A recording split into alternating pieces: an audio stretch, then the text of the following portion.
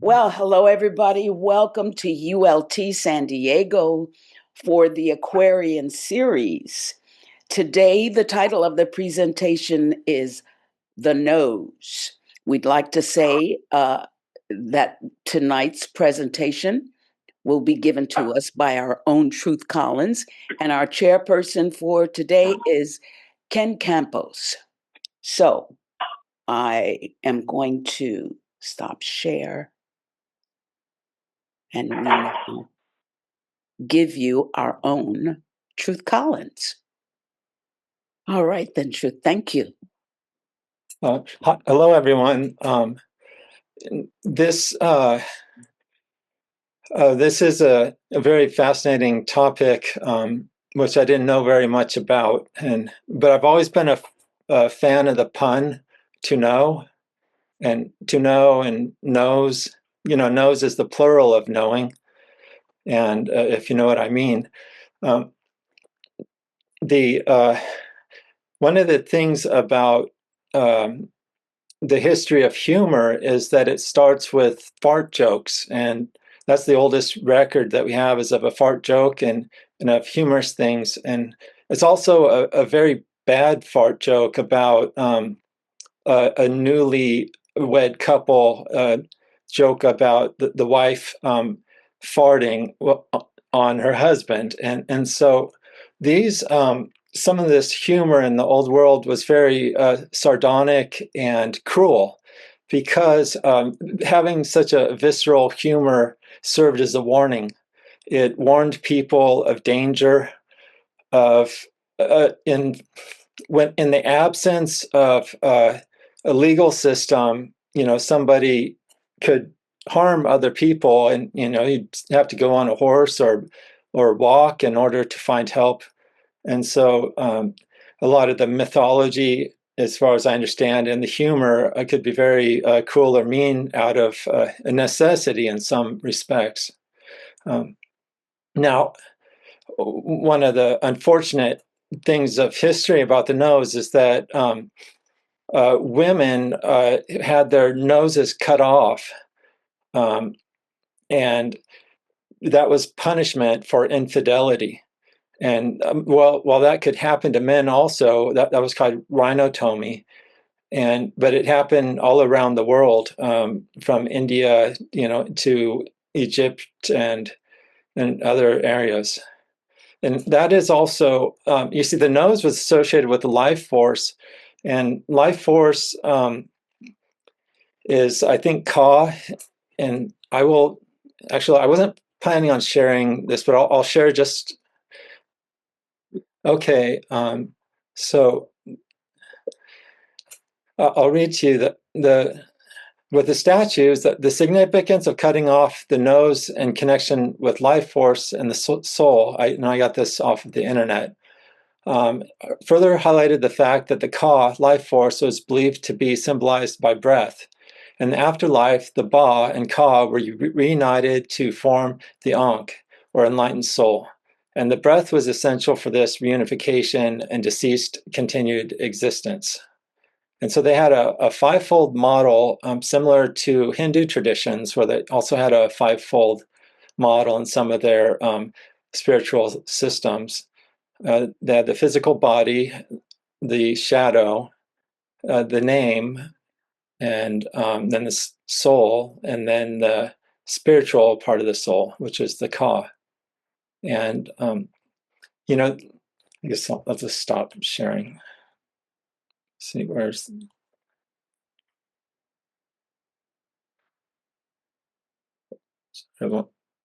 sorry, that won't show.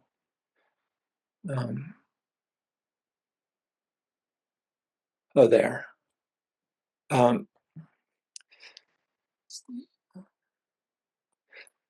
and so when they were damaging the nose of the statues, it was out of fear, because they thought that by taking away the life force, by destroying the nose, that the animation of the statue would be stopped. So it would deanimate the ability of the soul to take form in the body, the vehicle, which would be the statue or the mummy.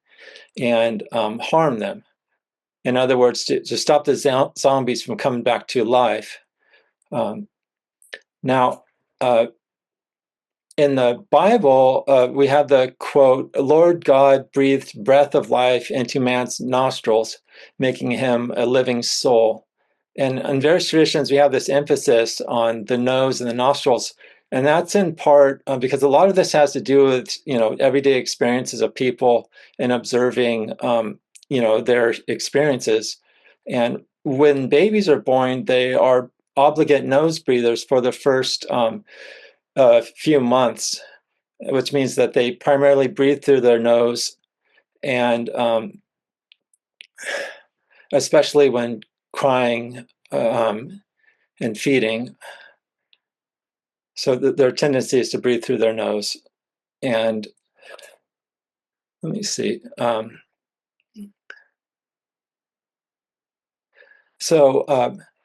One fascinating thing about the nose is that it has a lot to do with pattern recognition. The way that our nose works, it's similar to how the ear works. When I spoke with you guys about that a little while ago, with the ear, it's transforming air pressure into water pressure, and it does that by moving a little bone with a sharp point, and that puts a lot of pressure on a small surface of fluid. Now, in the nose, it's a little bit different. What happens is that the molecules in the air are dissolved by the mucus in the nose, and that is then transferring from air to liquid once again. And then those are picked up by the receptors in the nose. And from there, it goes to these two, like a bulbous area in the head, and there's a left and a right one. And, it's transferred into electrical energy to get there. And from there, it moves on to the cortex areas of the brain and for further discrimination. Now, the nose has it's very unique in that whereas all the other senses go to sort of a processing center where they could be synthesized before further distinctions are made through our cognition, the nose has its own dedicated sort of processing. It's a bulb, and I forget the name of that, but and then it gets passed on to the cortex. And so it's described as one of the oldest parts of our body, mechanically speaking. And it also, another thing about the nose is that the amount of our brain that is used for scent is much smaller than and in dogs and other animals. And there's an interesting connection there because it suggests that we've shifted our attention away from relying on our nose as much as other animals. And the connection with that is with theories of sedentary life, where we're not hunting things down by scent like a lot of the other animals. And so, therefore, in a farming society, you would be able to focus your senses more on more of your brain on speech and vision and everything else. And so another connection there is that in Europeans, for example, their jaws have gotten smaller in Northern Europe as a result of farming for the last 7,000 years. But a real big indicator of humans having been in organized civilization for much longer than we know is the very fact that our brains don't use very much of its brain power for the nose. It's a very small portion of our brain is used for smell. Nonetheless, it's currently estimated that the nose can draw this just a really huge number of distinctions, about 1 trillion. So that's more than any other sense in our body. So despite not having the ability to, we're not using as much of our brain, but nonetheless, we're able to detect that many molecules, about 1 trillion different molecules. And whereas the taste only detects 5 different tastes, and the amount of sounds we can detect is I don't know what, like 20,000 or so, and the amount of things that we can distinctly draw the difference between with vision is maybe like 20 million. I had all these written down, but I don't have it right here. The basic idea is that what we can vocalize and detect with sound is the smallest number next to taste. And so I think that the smell is the closest to what you might call the minerals. And it's possible that taste could be close to the sense of the plants. But anyways, I read an article by Helen Wahlberg on the nose, and I listened to it over and over and over again. And I still can't make sense of a lot of it. But one of the things that she covered in her article was idioms. And idioms are expressions. They can give us a lot of insight into the nose, because each one, as being popular, it has some insight attached to it. Like here are the ones that Helen mentioned in her article. It's no skin off my nose, keeping one's nose to the grindstone, putting one's nose out of joint, turning one's nose up in the air, thumbing one's nose, poking it into something. And here's some off the internet, like right under your nose, keeping your nose clean, on the nose, have a nose for something, pay through the nose, rub someone's nose in it, turn up one's nose at something, look down one's nose, stick your nose into something. And what they all seem to have in common for me is that they're all very grounding.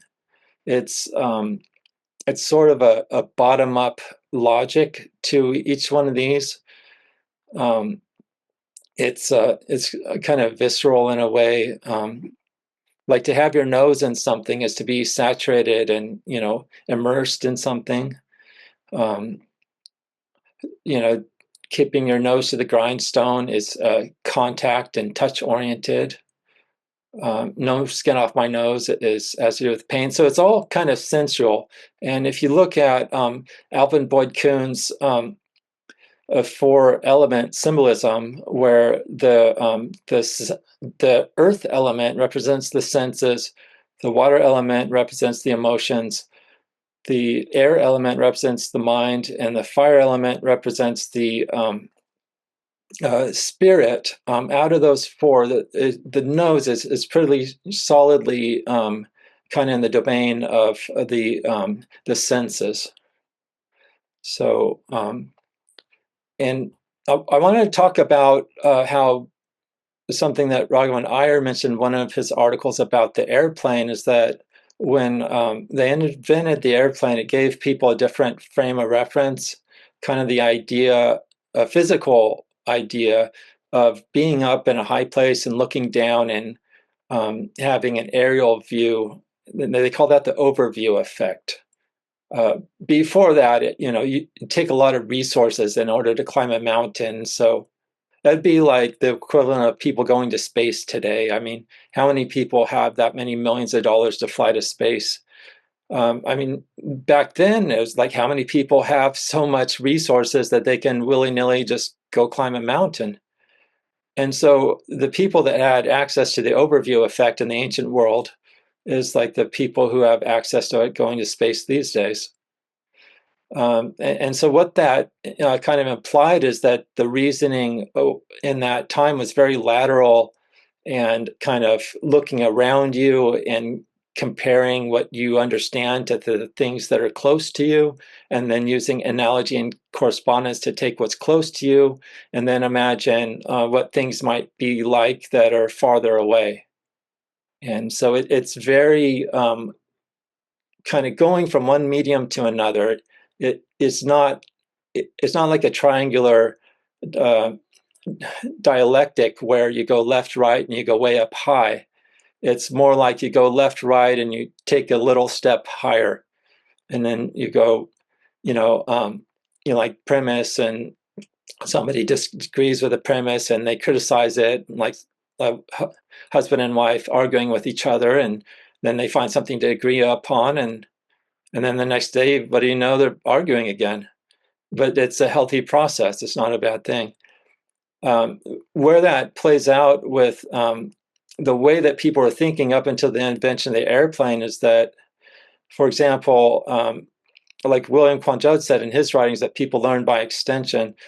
And if you have a lot of people who are thinking in this manner, then it lends toward a lot of prejudice and racism, because they didn't know, for example, that that the difference between the nose shape of like a skinny, long nose and a flat nose with wide nostrils has to do with the weather and cooling. So what the nose does, it is like an air conditioner. It keeps the air in your lungs. It keeps the air in your lungs hydrated. It's humidity. It maintains the humidity, and that's better for your lungs. Your lungs have to do less work in order to get oxygen when there's better humidity. And it also provides nitrous oxide production when you breathe through your nose. And that's something else that makes it better to breathe through your nose, because when you breathe through your mouth, it doesn't provide the humidity, and it doesn't provide that nitric oxide production, which in the nasal passages produce nitric oxide, a compound that not only helps kill harmful bacteria, but also improves oxygen absorption throughout your body, significantly enhancing respiratory efficiency. So it reduces the lung workload. And so the nose, that is better to have that antibacterial thing happening with your nose, and also the humidity and everything. What I was going to say about the mucus is that the mucus either it forms boogers, and that is protecting your body from infection and stuff, or the mucus goes down the back of your throat. And on the inside of your head, there's about the size of your fist worth of kind of nose parts inside your head. And there's these hollow bone areas which protect you if you are in a violent situation. And so these would kind of absorb impact, but they also provide more surface area in order to humidify the air as it goes into your lungs. Now, with a narrow, flat nose, that provides more surface area to warm the air as it's on the way to the lungs. So in a warmer climate, the bodies are designed so they cool off easier. In cooler climates, the bodies are designed so that they warm the air, that they retain heat. And so the sinuses, for example, get in those air pockets and inside, and so you get clogged up inside there with mucus. And so it's amazing how much mucus can come out when people have sinus infections. That's because of how much space is inside of the face that has to do with the nose. And there's like 3 different bone areas, one by the temple, and then by the cheekbones, and then there's 2 groups of bones behind the nose. Now, the let's see, involuntary movements of the nose are also connected with emotions. And a lot of that, like nostril flaring, can be involuntary. And there's something I missed, but I can't remember it at the moment. But um,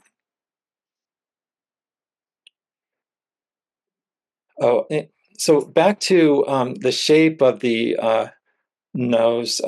Various theories developed because they weren't aware of how the environment affects the shape of the nose.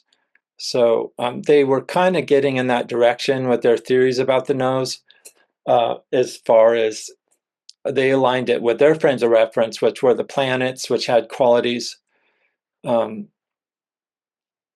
but for example, if someone lived on a flat, hot plain, then in towards the Mediterranean, then they would have a flatter nose and allow more air circulation. Whereas if someone lived up in the mountains of Alaska, then they would have a flat, narrow nose. And there are other similar physical adaptations. For example, with legs and body length, if someone lived in the mountains, they might be prone to have short legs and a longer torso. Where if someone lived on the plains, they might be prone to have longer legs and a short torso. And there's quite a variety of adaptations. And some of this worked into kind of racist things where, for example, in Leviticus, Ellen mentions this, those with the flat nose were admonished not to approach God and were disqualified from priesthood. And so what that was doing is kind of associating them with an earthly orientation, because you have this symbolism of the four elements where you have the earthly and you have the emotional and you have the mental and then the spiritual. And so it's kind of like people who are closer to the earth on the flat land, um, them not being sort of mental in, upper atmosphere sort of people up in the mountains. I'm thinking abstractly, I suppose, because they're stuck in the snow during the winter. They've got nothing else to do but think. Um, so Hippocrates, for example, identified the four elements, and I think that ties in with the symbolism of the four temperaments. I think it ties in with the symbolism of the four elements because, with breathing, you have four steps. You have the in breath, then you have a pause, then you have the out breath, and you have a pause. And so connecting life with the nose and breathing through your nose as a baby has to do with breathing. And so it's natural, if you're going to connect life with breathing, that you would connect it with the number four. And, there's some, like in the Hatha yoga traditions, they get really literal, in my opinion, with some things. And so it could take a bottom-up approach, like the mechanics is going to adjust your attitude and the mechanics is going to adjust your spirituality. I don't necessarily think that you should take those four parts of breathing and interpret them as, on this part of the breathing you do this, on that part of the breathing you do that. For example, when you breathe in, you could be smelling and taking in the world. And then when you pause, you could be contemplating the world. And then when you breathe out, you could be letting go. And when you pause again before you take another breath, what you could be doing is that you could be detaching yourself and clearing your palate. Well, that may sound logical in a mechanical fashion. I don't think it's very practical, because we tend to think about something for like 1 to 10 seconds or more. For example, there's a recent study on the body actually emitting light, and it suggests that even though it's not perceptible by our naked eye, and the brain emits a lot of light, more than usual, those pulses of light emitted by the body happen between 1 and 10 seconds. And I think we should at least give ourselves 10 seconds to think about something, like to contemplate what we're smelling and what we're taking in from the world, and maybe take another 10 seconds to be letting go, and maybe take another 10 seconds to contemplate, like a transcendental perspective that's not involved in anything, just to space out. And then to give yourself time and maybe take a half hour or longer to go through thinking about each of these 4 phases of breathing. Yeah, because there's a lot of bottom-up breathing in the ancient world, and they used to pride themselves in drawing the correlations between the body and the mind. For example, there's a quote by Montaigne about believing in the conformity between body and mind. I don't have it here. Darn it.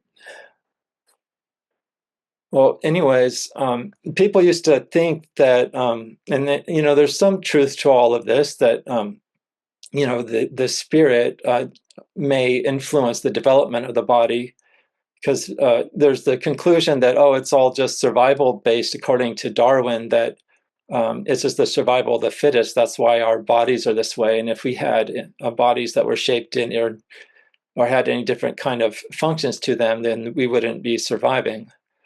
I think that that's true. That could be the bottom-up reasoning for evolution, but there's also a top-down reasoning for evolution, which is mentioned in the Eternal Religion article, which is that a dreaming fish becomes a flying fish. And so the desire of people can shape our evolution as well. For example, there are people who go under the water a lot, and through generations of going underwater have adapted.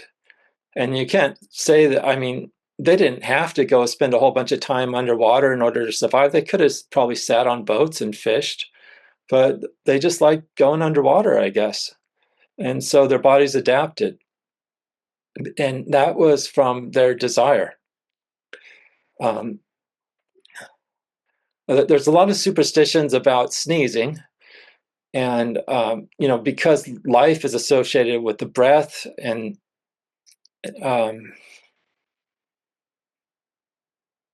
like for one thing, is a Teutonic belief that if a man sneezes upon waking, he should lie down for 3 more hours, or his wife will be his master for weeks. So, you should pay attention to the little things, in other words. Let's see. I'm just going to skip ahead. Please just give me a moment to look at my notes.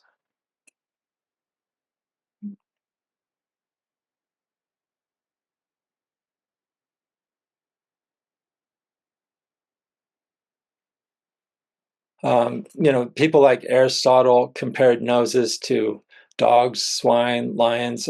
Again, you have this analogy and correspondence reasoning of taking the known and comparing it to something you don't know. And let's see.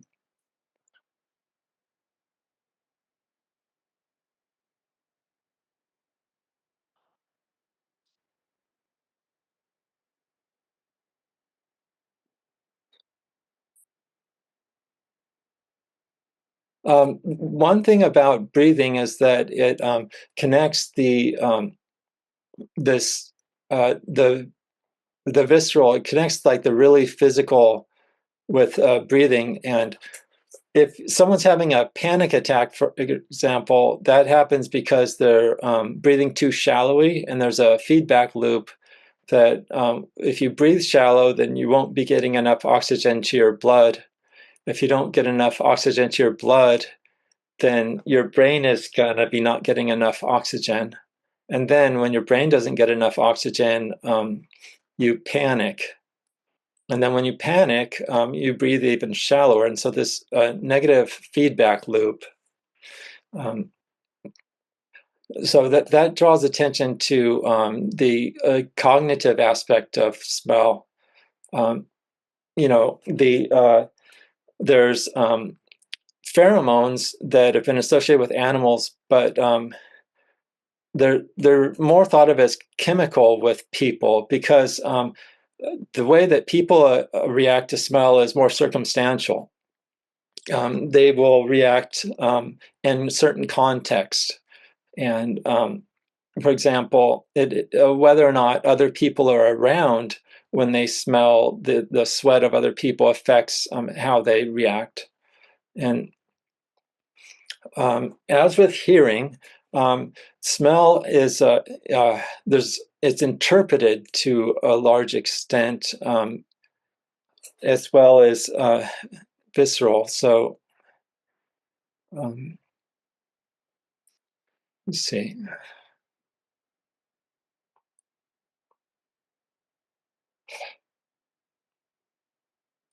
It's associated with the astrological sign of Taurus in Helen's article, and Leo. Earth element of Taurus awakened in Leo acts as building force, creating shape and limitations for reincarnating ego through the senses. I'm sorry, I just don't remember everything that I had in mind for this. Do you mind if we transition to the questions and answers, and I'll probably remember a lot.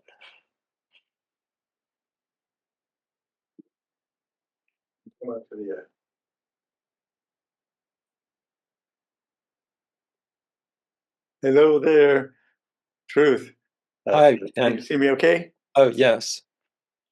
Alrighty. And well, thank you for that little tour of different aspects of the nose and fascinating aspects. And even though you did mention not totally understanding the article by Valborg and the Theosophy Trust, you did touch on a number of points from the article about physiognomy and that sort of thing, a little bit about anatomy, kind of plunging in with the rather shocking part of using that cutting off the nose, which I never knew about that before, actually, cutting off the nose as a way to punish people for infidelity.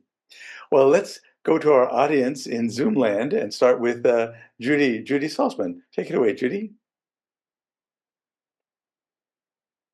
Oh, we have to get you unmuted on your side. I think you have to do it on your computer.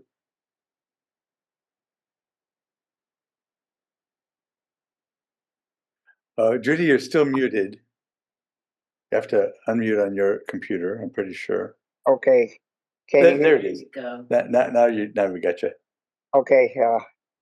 Yeah, sound is important too. Well, yeah, my cat here says she can smell better than any of us, and why we're discussing this. But at any rate, there are many references to the nose in Shakespeare. I don't know about couples breaking wind on each other, but I think this happens to all couples. It makes you realize the other person is just a human being. Exactly. There's a very famous line in Hamlet when they're out on the battlements, where it should be pure air. And someone says something is rotten in the state of Denmark. I think it's one of the guards, not Hamlet. And then there is another reference in Romeo and Juliet, right in the beginning. I think it's Mercutio or Tybalt, says, "I thumb my nose at you, sir." And that's an insult. That means I want to fight or you stink. Whoa. And I know there are many references to it, and I think it's rather important. But I wonder what you think about the one in Hamlet. The Hamlet is a very intellectual type guy, but here's this reference of one of the guards to something is rotten, and that's a very famous line. Denmark stinks with the way the king is behaving and all this. Well, a lot of the reactions to smell are it's like it's remembered instantly. Like it could be something from years ago, like the smell of a dead rat is immediately recognizable if anyone's ever experienced that before. And so, in a sense, it's undeniable. Whereas we have in Buddhism and we have in various traditions this plausible deniability of the validity of the senses, that the senses could be lying to you. In Buddhism, you have Maya, which is illusion, and in Gnosticism, the body is considered a prison. And so it's a limitation. The senses kind of symbolize a limitation, whereas with the sense of smelling, you go right past the limitations to something tangible and reliable and undeniable. What do Yeah, you think, Judy? yeah. Obviously, when you're referring to that sense, you're talking about something obviously physically present and undeniable. Really. And by the way, you reminded me of something that I missed in my presentation, which is how the stereoscopic nature of smelling, as with the eyes and the ears, we process the smell through both nostrils separately, and so there's two sections of the bulb that processes smelling, and so by the slight differences in the timing of when we smell things and what we're smelling, we can sense the direction. So even though we have a lot less brain power dedicated towards smell, we still have a great number of distinctions about it. And another thing about smell is that it's affected but we lose our sense of smell as we age. Like half of people over 85 years old have lost their sense of smell, and as with vision and hearing, sounds become you lose the bass sound as you age. It becomes harder to hear the voices of sweet little children and high-pitched, voices. And with vision, the colors become more muted. So you'll find the elderly, for example, wearing bold colors, and they may not realize that they're wearing bold colors, but they look very bold to the younger people. And with smell, one of the things that is really important sometimes in the skilled nursing centers is the smell of something, if people can still smell, and the taste becomes very important because of the loss of smell, and so the food gains increased significance. But we smell in combination with we can taste food. We only have 5 tastes, and so a lot of how we taste food has to do with the 1 trillion different molecules that are being smelled. So, Well, thank you for that truth. And I want tidbit to the loss of capacity to smell. You may have come across the idea that people that are boxers, when they're boxing, they can get those injuries, or if you're in an accident where you have head injury, that quick torsion of the skull can actually break the little nerves that go from the nasal passage up into the olfactory bulb that you were talking about. And so it's very common for boxers, because they're hitting their head all the time by their opponents, to lose their sense of smell because the nerves are actually broken. yeah, I read about that. It kind of reminds me of the spinal cord, how the spinal cord, that the nerves go through the spinal column. And so the smell nerve goes through these 2 bones to the Mhm. brain. And so they can damage the nerve. Most definitely. Well, let's go on to our next questioner. Desiree has her hand up. Hi there, Truth and everyone. Truth, Hi. thanks for taking on this challenging subject. Um, you did a great job. And I did want to go back to one point that you briefly touched upon, and that is memory and its connection to smell.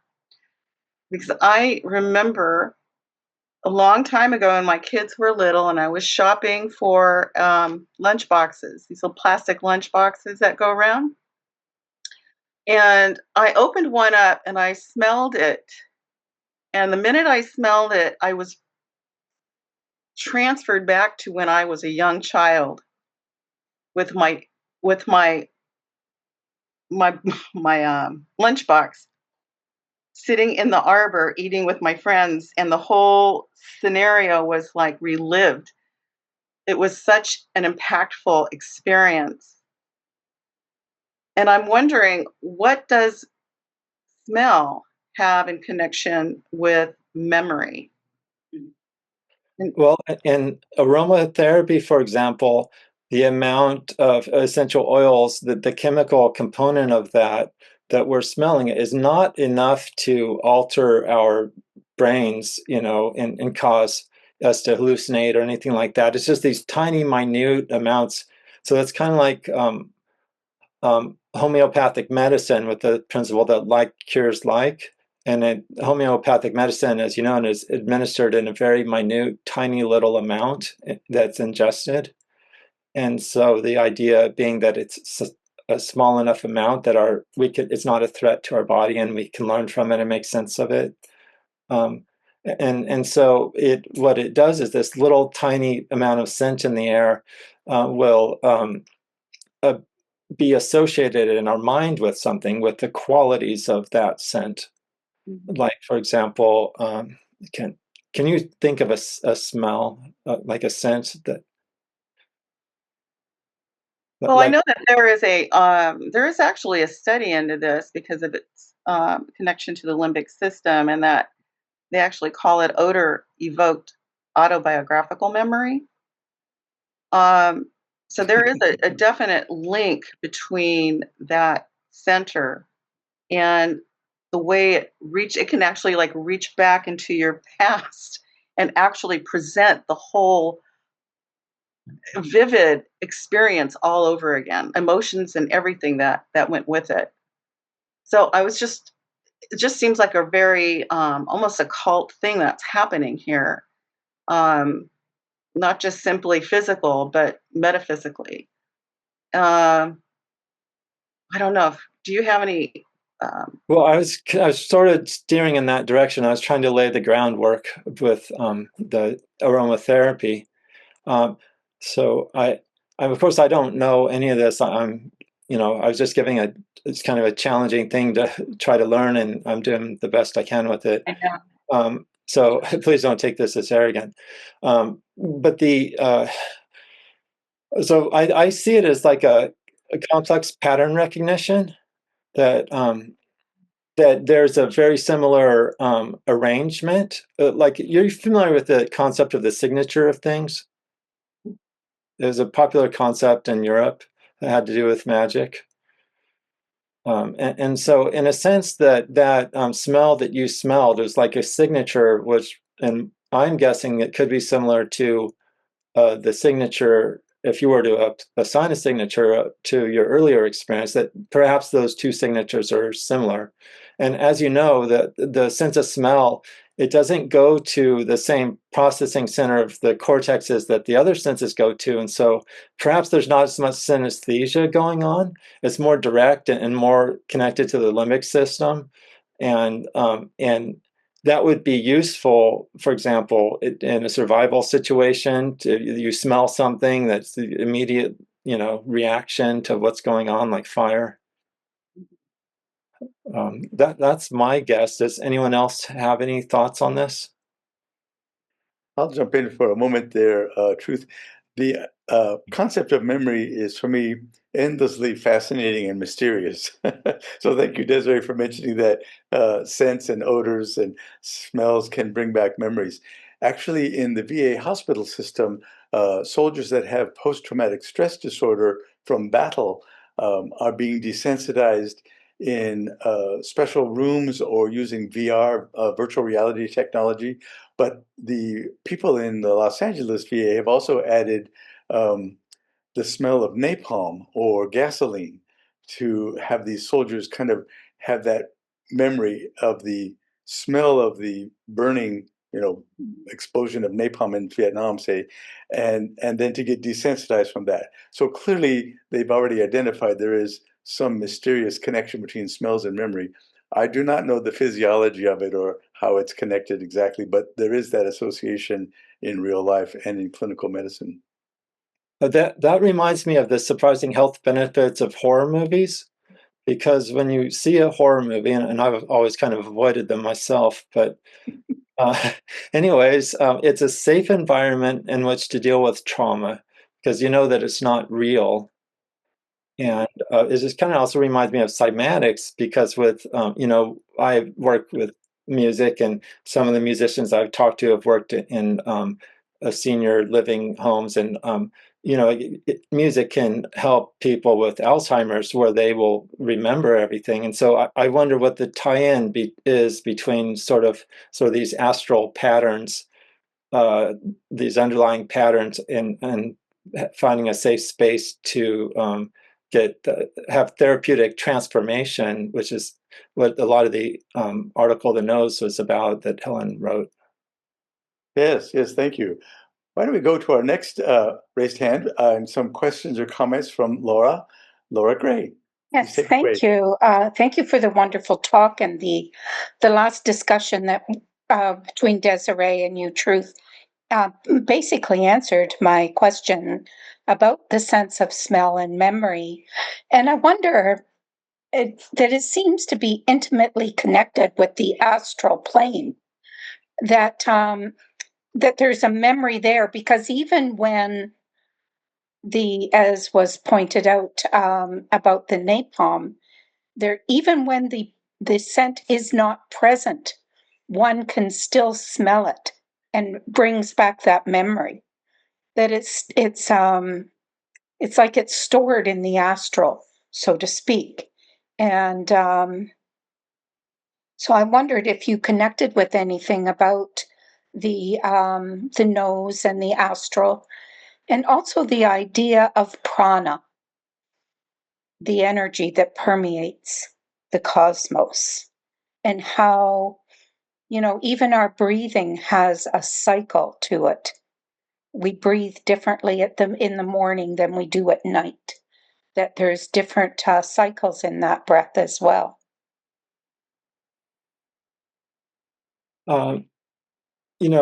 Music and breathing go hand in hand. I work with music, and there's an 8 count in a lot of songs, and the 4 count part of that often takes about the amount of period of time of an in breath, and you could do an out breath on the other 4 counts. So it's kind of like 1, 2, 3, 4, and you could breathe in during that period. 1, 2, 3, 4, and you could breathe out during that period if you wanted to. Though people don't typically breathe like that. But so I'm trying to connect the pattern nature of music, the structure of it, and it being a vibrational aspect to that. You have the lower astral and the higher astral, and it's associated with it's an analogy taken from the stars, because of course Astra means star, and when you look at the stars, you could make arrangements in the stars, and you have the zodiac with the all the elements of the zodiac, which represent kind of the entire potential personality type that people could have, and that you can have the lower aspects of the personality, and then you can have the higher aspects of the personality. And so transforming those desires and those aspects of the personality and transmuting them from lead to gold, so to say. I guess the refinement of music or art. I think that with the sense of your smell, it's in a sense it's kind of like it's a reliable frame of reference. You they call it a smell test. Give it the smell test, and it's kind of like you can't fool yourself about what's actually going on, and when you're focused on the sense of smell. I'm struggling to respond to this one. Would anyone else be willing to comment? I'll jump in to add any other things, and we'll see more from the audience. Certainly the idea of these different levels, the septenary nature of reality, I think is what we're kind of touching on here. And how would the sense of smell be involved with that? And I think in the idea that Taurus is associated as the idea in the zodiac talks, where we have spirit descending into matter, that after Aries we have Taurus, and then it proceeds around the around the cycle, and then we would have the nose as something connected to earth and minerals, which is very primitive and very primal. So I'm thinking that that could be part of the connection here, is that as spirit is going towards matter, and then of course we have the obligatory pilgrimage and the other cycle going from matter to back to spirit in the zodiac, that the nose has a very early on process in that. Any other comments on that one? Well, first, of course, the breathing is connected in many traditions to the regulation of your thoughts. So if you breathe deep, like a lot of people do a lot of shallow low breathing. So if you breathe deeper, and that can affect your having deeper thoughts. It can be a method of shifting your attention. And there's the analogy of the cosmic breath of the universe and the energy of the universe, and also just meaningful actions. So breath, of course, has to do with movement, and movement, you would want to choose movements which are actually, like say there's stuff about a life worth living, to choose what you do with your energy, to use your energy wisely. I think that has everything to do with breath. Laura, coming back to you, anything else about the spiritualized aspect of the nose or of smell? I think that some good comments there, and I think that the sense of smell is as one of the five senses connects us also not only to the outer plane, but also to the inner plane, as Desiree pointed out about memory, as well as a recognition and a discernment. We all have our favorite smells that we enjoy, so indicating that the discernment is not only physical, but it's also mental and spiritual as well. So thank you for the comments. Yes, thank you very much, Laura. And let's go on to Jonathan. What do you have for us, Jonathan? Oh, sure. I was just listening to all your comments. They're very helpful. And thank you, Truth, very much for very stimulating exploration. I was thinking about prana just now and its relation to the astral. And, prana seems to have, it can function as a principle, or it can function as a vehicle.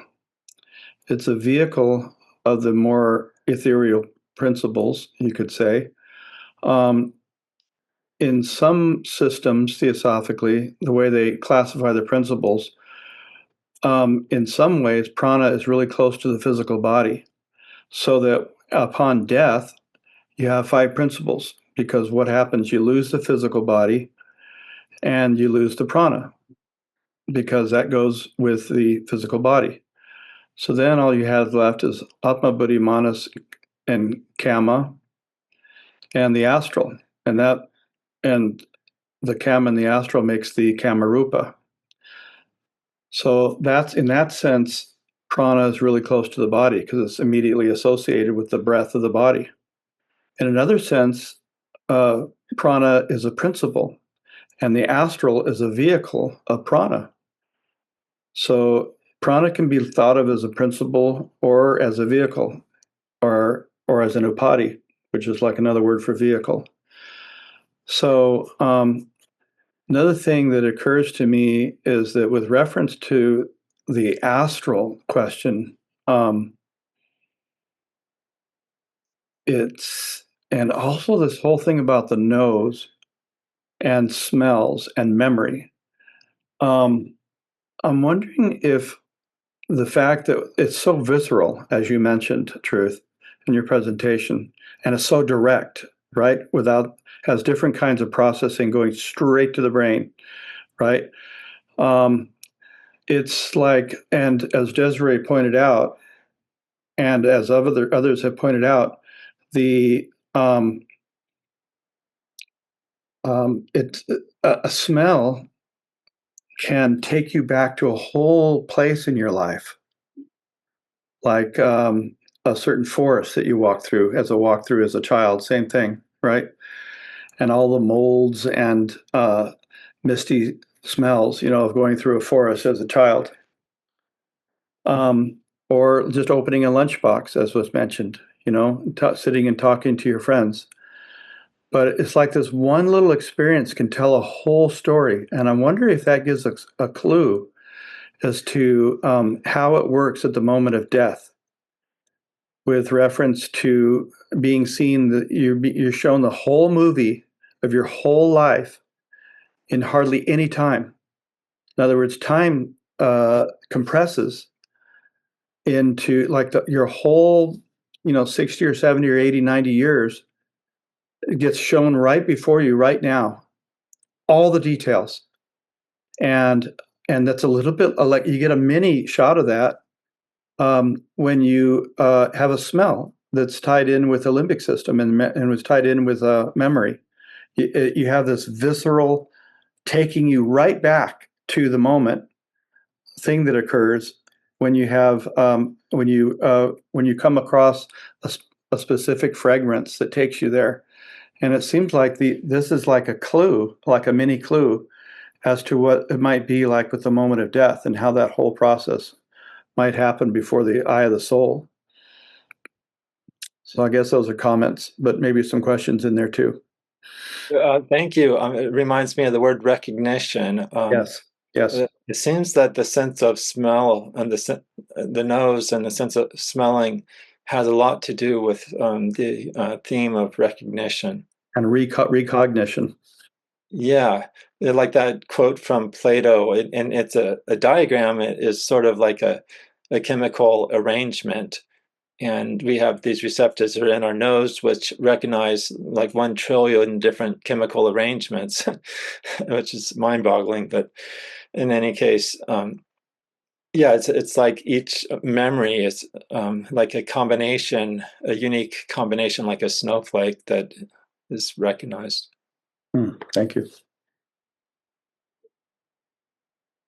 I much appreciate that. That connection and those hints and clues between memory and smell. Let's go on to David Grossman, who's got a hand raised, and we have a couple more after him. Okay. Hello, David. Can you hear me okay? Yep, hear you fine. Yeah, good.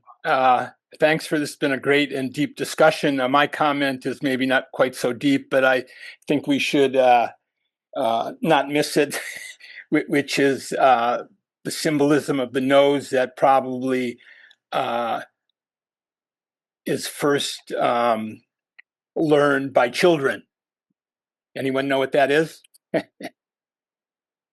Please share. Pinocchio. Oh yes. Yeah. That has to do, of course, with dishonesty and lying. It's interesting that the growing nose there is. But how ironic, because the smell is very it's very honest for the most part. Like it's pretty accurate as far as I understand. But does anyone think that they're getting fooled by their nose? I mean, given that it's a pun. I say truth that the long nose of Pinocchio is really symbolic and has to do with that earlier logic you were talking about, that physiognomy stuff, that the different shapes of the nose was connected to different planets and that sort of thing. And nowadays we don't believe that so much as anymore. And the Leviticus, the shape of the nose prevented someone from joining the priesthood. So it's that kind of logic, I think, about all right, Pinocchio story. Connection, yeah. I read an article about Pinocchio, which it might have been pretty dark, but there are definitely some historical tie-ins to that. I could find it and send it to you guys. But I don't know. I think I lost the question. Would you mind repeating the question? Oh, well, there was no question by me. It was just a comment about Pinocchio. Yeah. Yeah, that having the long nose connected to telling lies is a funny thing from childhood. Well, let's go on to Robert Moore. I see you have a hand raised as well. What do you have for us? A question or comment, Robert? Yeah, I just from people's comments, in terms of smell and memory, the what is left of a lifetime is compared to the fragrance of a flower. Right?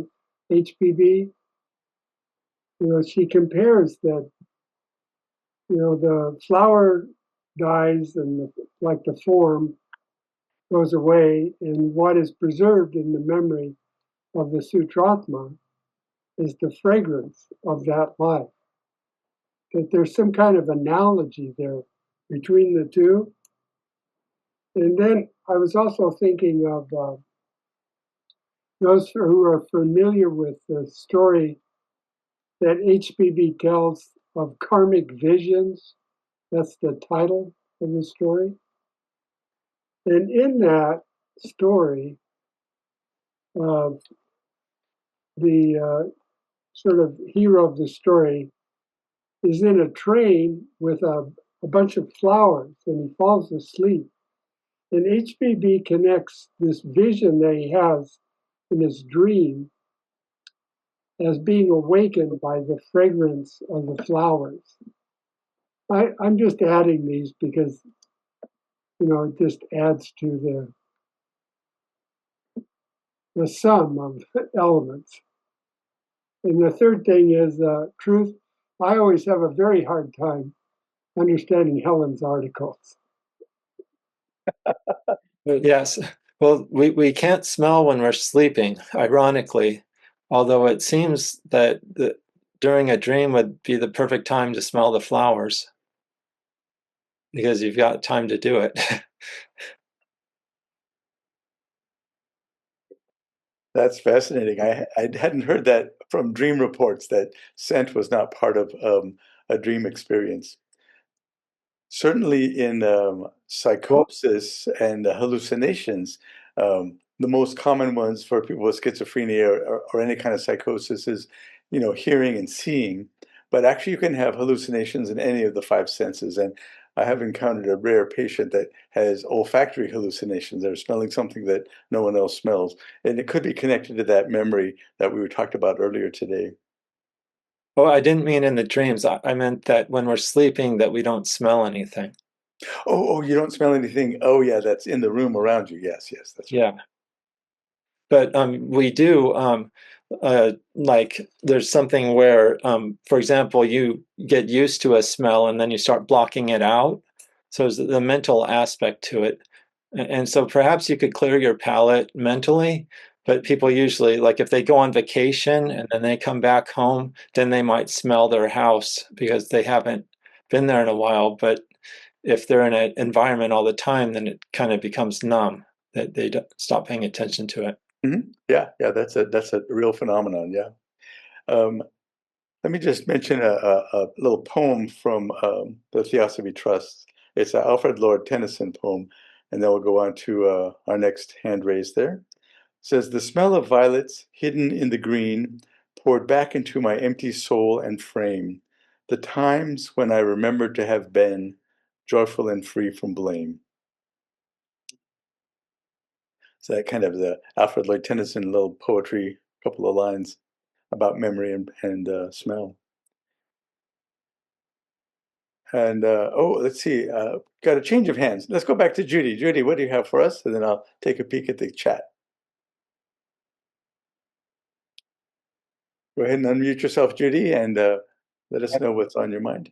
Yes, I think it's important we discuss smell and health, because one thing that I really noticed when I went out to Cal Poly's organic farm were the wonderful odors out there. There were chickens who were free range, and they were running around so happily. And even the manure smelled good.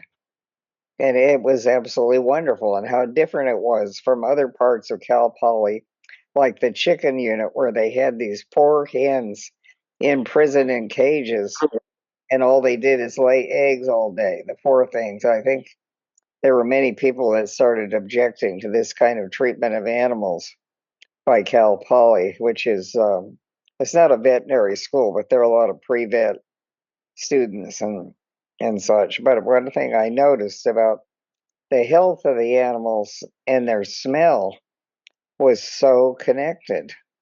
And I think you noticed that about people too. I mean, dying people can develop a different odor if you've ever been around someone who's dying.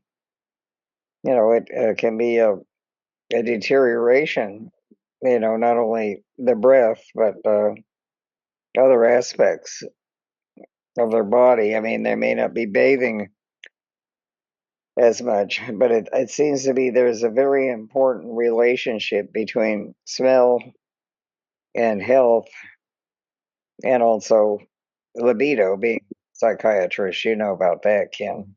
Oh my goodness, yes, yes. You know, like Chanel number 5, you know. Well, And in the transits studies, of the pheromones there too. I wonder what you people think about that. well, when I was learning about this, they said that the pheromones, they're actually using that word for animals, and they're using a word that has to do with chemicals, chemi something, for people, because people use their associations, and it's very contextual in how they respond to smells. It's not automatic. And one obscure thing, since we're talking about the pheromones, and those are connected to for animals sexual attraction, but it's also true in humans. And there's some perfumes that have focused on that. And curiously enough, it's a strange thing in medicine, in the ENT, the ear, nose, throat doctors, the otolaryngologists. Sexual arousal, believe it or not, has also that engorgement of the tissues in the genital area also correlates with engorgement of the turbinates. So earlier, Truth, you were talking about the part of the anatomy of the nose, these turbinates where there's mucus, and there's actually tissue that holds that mucus that then connects the smell molecules to the actual nerve ends. So that tissue will also get engorged as one is sexually aroused. And so it's pretty rare for people to notice it, but there has been, they call it honeymoon sinusitis, where there's not really any infection. They're just that they have very reactive turbinates in their nose, and they get swollen up. Well, let's go quickly to the next couple of questions. Jonathan had something, but Eric Schwartz, I forget if you were back again or in line. Jonathan, let's go to you next. I defer to Eric. Okay, yeah, Eric, I see you back, your hand up again. What do you have there for us? Yeah, I keep taking my hand down when it gets too noisy here. Oh, So one of the thank you, Truth, so much for doing this. One of the things that I always think of with smell, the importance of smell, is the story of Buddha when he's sitting under the Bodhi tree, and in one of the theosophical books, it mentions he smells the smell of the fresh cut fields, which reminds him of his father's fields being cut when he was a boy, and a feeling of peace wafts over him. And that was fundamental to the point of enlightenment. This is from memory, but I think it was from Footprints of the Buddha. Oh, that's interesting. Yeah, that's one of the most common. That's one of the, like in aromatherapy, the cut grass is one of the smells that they use. And yeah, I think with the sexuality and everything, that there's stuff, there's a lot about that. I sort of skipped that in this presentation. But I think that what's happening with perfume is that what we're doing is, in a way, we're connecting to the way that animals react, which is sort of objective in a way. There's no subjectivity to it, in a sense that the animal may be identifying with the objective, and there's no like self-analyzing reflection as there is with humans.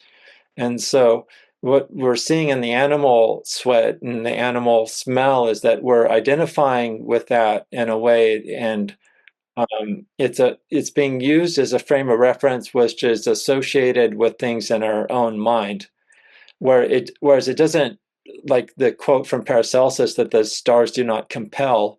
Like the smell of the animal perfume is not compelling us to act, but it's kind of reminiscent of being like an animal, and that kind of animal desire, that unimpeded desire. And certainly, karma is a very important principle in the septenary nature of reality.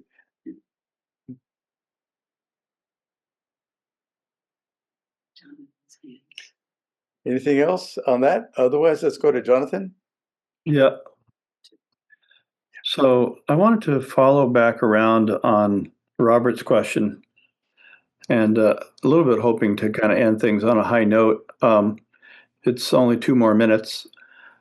And just this idea of why that would be the fragrance. Why would that be? In other words, what do you take with you to the after-death states, to the Devahanic pure bliss state of assimilation?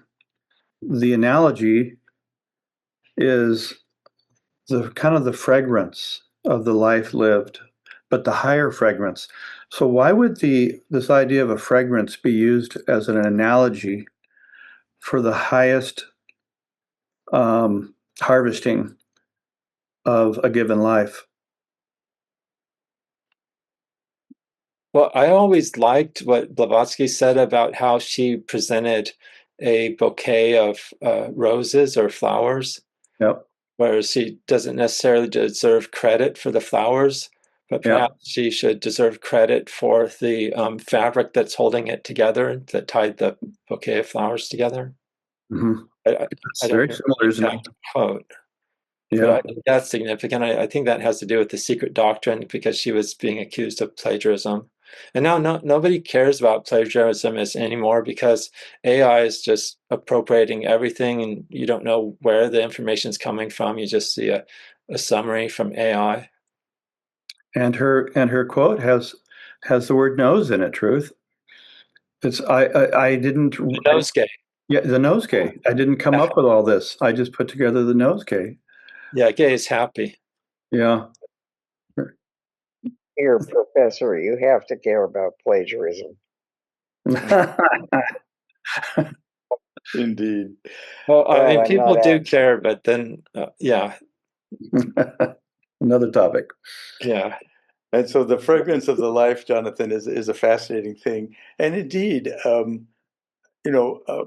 thinking of a bouquet of roses and Valentine's Day and things like that, it is associated with love. And you might say that compassion and love and beneficence can go along with the concept of karma, being this kind of beneficent, balancing force, this law of laws. It could be what Blavatsky is kind of gently pointing us in that direction by talking about the fragrance of a life. Thank you. All right.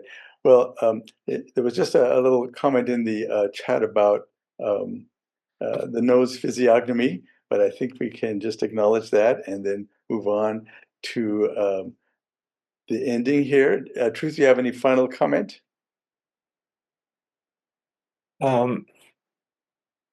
There's a quote from I think the Rig Veda, that perhaps the highest being knows, perhaps the highest being doesn't.